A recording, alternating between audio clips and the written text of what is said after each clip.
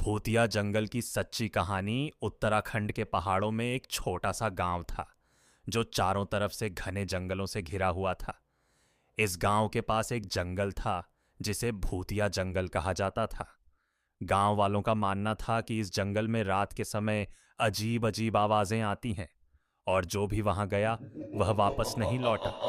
28 साल के अर्जुन, जो एक साहसी युवक था, इन अफवाहों पर यकीन नहीं करता था।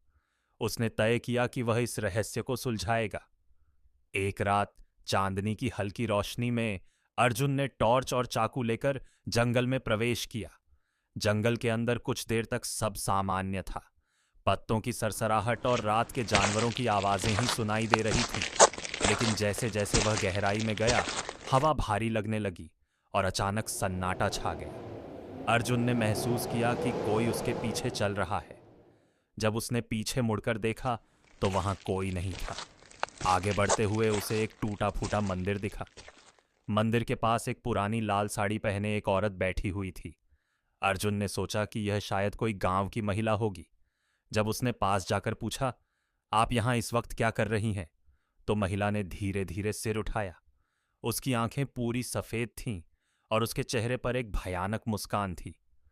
अर्जुन डर के मारे पीछे हटने लगा, लेकिन तभी उस महिला की हंसी पूरे जंगल में गूंजने लगी। वह महिला हवा में उड़ने लगी और अर्जुन की तरफ झपटने लगी।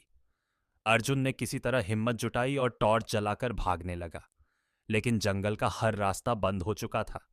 अर्जुन को एहसास हुआ कि वह एक जाल में फंस चुका है। तभी उसे अपने दादा की बताई एक बात याद आई कि इस जंगल के भूतों से बचने के लिए हनुमान चालीसा बंसानी पढ़नी चाहिए। उसने कांपते हुए हनुमान चालीसा पढ़ना शुरू किया। धीरे धीरे महिला की चीखें कम होने लगीं और वह गायब हो गई। अर्जुन किसी तरह सुबह होने तक जंगल में छुपा रहा और सूरज की पहली किरण के साथ वह जंगल से बाहर निकला। गांव लौटने पर उसने यह बात सबको बताई। उस दिन के बाद अर्जुन ने कभी जंगल का रुख नहीं किया और गांव वालों ने उस भूतिया जंगल के पास जाने की सख्त मनाही कर दी।